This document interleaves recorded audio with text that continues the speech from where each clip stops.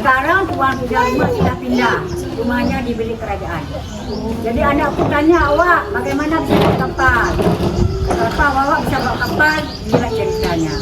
20 tahun yang lalu.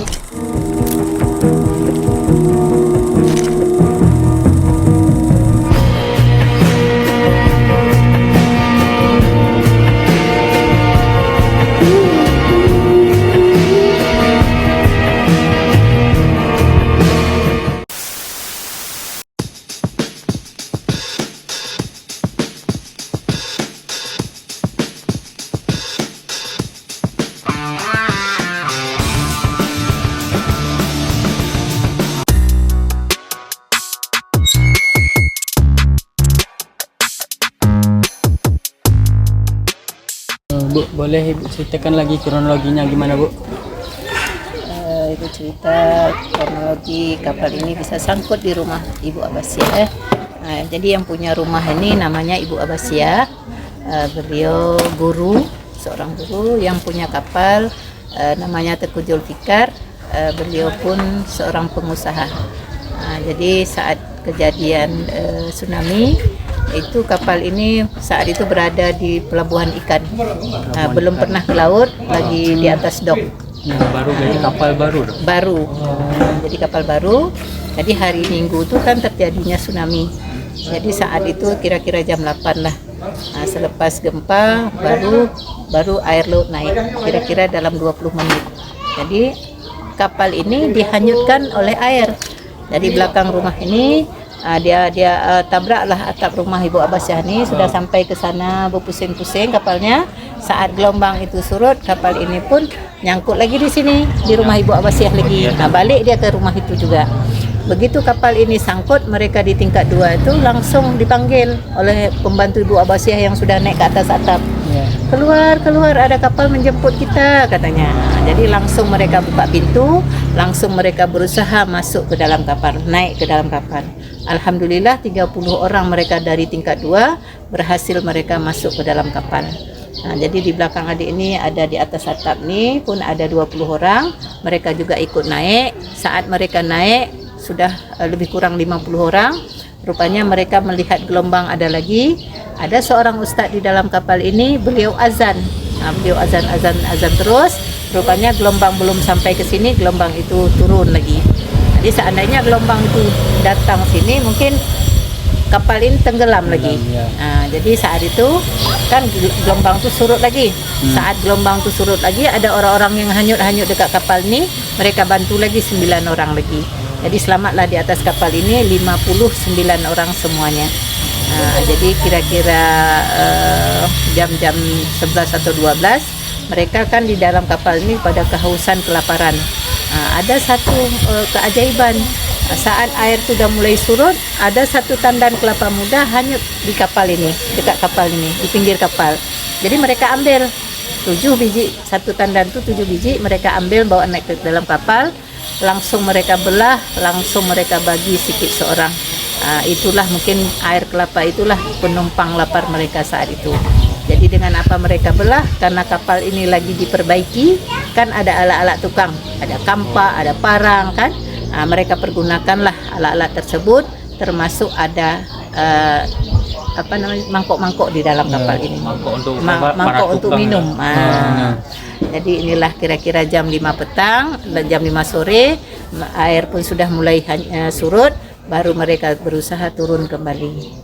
Jadi jam 5 turunnya lewat waktu mereka naik lah. Dari tingkat 2 sana. Lewat lantai 2. Ya, jadi inilah cerita kapal ini yang sekarang sudah dibeli oleh pemerintah, dijadikanlah satu monumen bersejarah. Jadi inilah kronologi kapal di atas rumah yang menyelamatkan 59 orang semuanya. 59 orang masih ada? Ada yang sudah meninggal, ada yang masih ada. Seperti nenek tadi itu. Salah satunya. Oh, yang selamat di atas kapal nenek tadi. Iya. Jadi Bu, yang punya rumah ini? Nah, sekarang beliau sudah pindah ke kampung lain, beli rumah lain, cuma di Banda Aceh ini juga. Nama kampungnya Gece Komplek. Masih hidup. Alhamdulillah. Ada pertanyaan lain lagi? Ini Bu kan kira-kira korbannya di kampung ini Bu? Ya. Dulu kami ada orang penduduk kampung ini 6.000 orang. 6.000 orang. 6.000 orang kampung Lampulo ini aja. Ya. 4.500 meninggal kena tsunami, 1.500 yang selamat. Berarti yang tertulis di situ nggak semuanya Bu ya? Tidak semuanya. Itu kan 900 sekian Ya, kan. ya. Jadi 3.000 lebih nggak terisi karena nama-nama itu saat mau launching kapal ini baru mereka tulis. Jadi nggak semua tulis. Terus di situ Bu, ini kuburannya kuburan ini juga bukan? Enggak, ini kuburan lama, kuburan orang-orang yang sebelum tsunami. Oh, Kalau kuburan orang tsunami itu mungkin di dekat bandara ada satu, di Aceh Besar ada satu, Ulele ada satu, ada jadi beberapa tempat. kuburan tuh korban Tsunami. tsunami itu kuburan massal Bu. Iya, kuburan massal.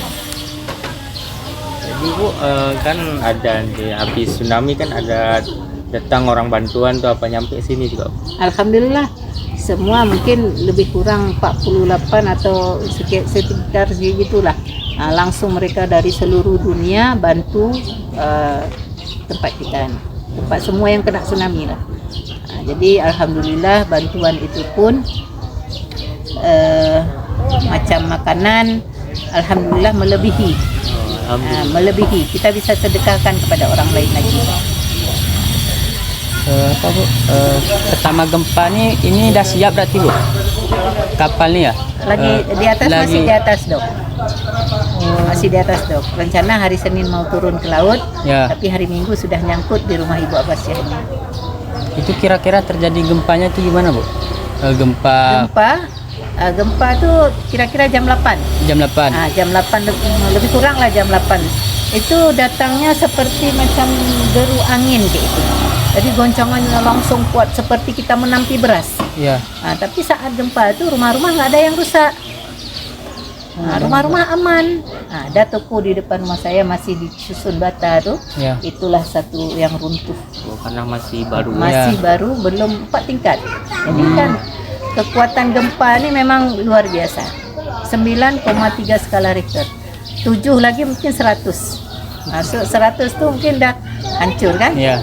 Tapi 9,8 goncangannya tuh memang rumah-rumah nggak ada yang rusak. Air itulah yang menghancurkan semua rumah. Itu Jadi air tsunami. gempanya jam 8 bukan? Nah, air naiknya itu jam berapa tuh? Lebih kurang ada jeda lebih kurang 20 menit baru air laut naik. Jadi dalam 20 menit itu air surut. Air sungai ini surut. Dari pinggir pantai ke tengah laut itu surut sekitar 500 meter. Itu pun ada bunyi ledakan 2 kali katanya, saya tidak dengar. Bunyi ledakan, selepas ledakan itulah baru air laut naik setinggi gunung, baru muntah ke darat. Jadi bunyi ledakan tuh dari arah laut. Ya, dari arah laut. Begitulah. Itu pas airnya surut tuh ada warga-warga yang ke laut Bu? Memang banyak di pinggir pantai orang lagi mandi-mandi di pinggir hari Minggu kan? Iya. Cari ikan juga gitu.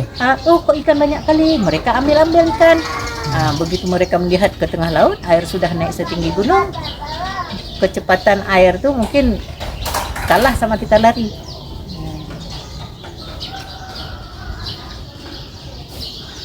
Ada lagi? Nah, itu aja Bu. Makasih banyak Bu. Mungkin ada nanti selepas tsunami mungkin kampung kami sini sudah membangun lagi kan? Nah ya itu gimana Bu? Apakah ini kami kan rumah-rumah NGO semua yang orang luar negeri. Bantuan dari luar negeri. Luar negeri. Kalau mungkin dari pemerintahan kita mungkin agak lambat sedikit. Ya. Jadi dari NGO itu langsung mereka buat evakuasi mayat-mayat dulu, baru pembersihan sampah-sampah. Selepas mereka bersih-bersih semua, baru buat rumah. Buat rumah itu pun bertahap. Itu kira-kira berapa lama tuh Bu pas Kalau untuk rampung ini aja mungkin lebih kurang 3 tahun baru rampung. turun? Karena rumah kami sini ada rumah dari care. Itu kalau belum layak pakai mereka bongkar lagi. Bongkar lagi. Kalau belum layak pakai mereka bongkar lagi. Termasuk rumah saya 2 kali. Iya. 2 kali bongkar. Ini. Jadi penghidupan kami di sini memang setengah pegawai negeri, setengah nelayan. Nelayan. Iya. Udah terungkap semua kan? Kira-kira nih yang belinya pemerintah, Bu? Iya, Itu memang uangnya pemerintah. tuh dikasih ke desa ini apa? Bukan, dikasih orang. untuk pemilik yang Pemiliknya. pemilik rumah lah, bukan untuk desa. Memang ini pemerintah yang beli. Dulunya Badan Geologi Bandung. Mereka yang kelola semua, mereka yang beli selepas kira-kira 6 tahun ini sudah dialihkan ke pemerintah daerah. Jadi kira-kira baru lebih kurang 6 tahun lah baru ke pemerintah daerah. Mungkin Bu, pelajaran yang bisa kita dapatkan dari kejadian ini apa, Bu?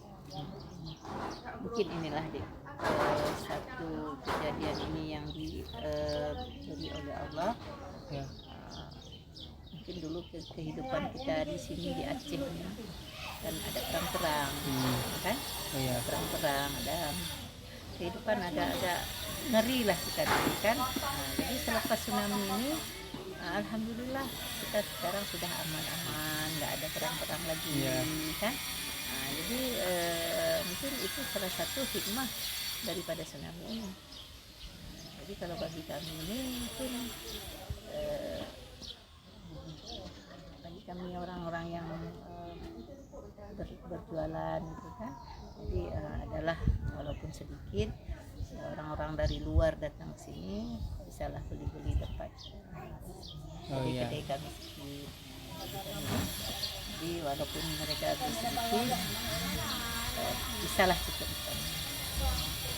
Jadi sekarang memang kalau segi untuk mereka belanja di sini memang kami ini barang pun masih sedikit.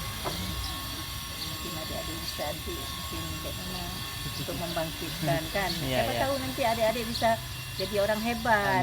Masih ibu masih hidup. Untuk membantu kedai ibu yang begitu ini kan mungkin bisa dari adik-adik lebih ini lagi. Mungkin ini aja.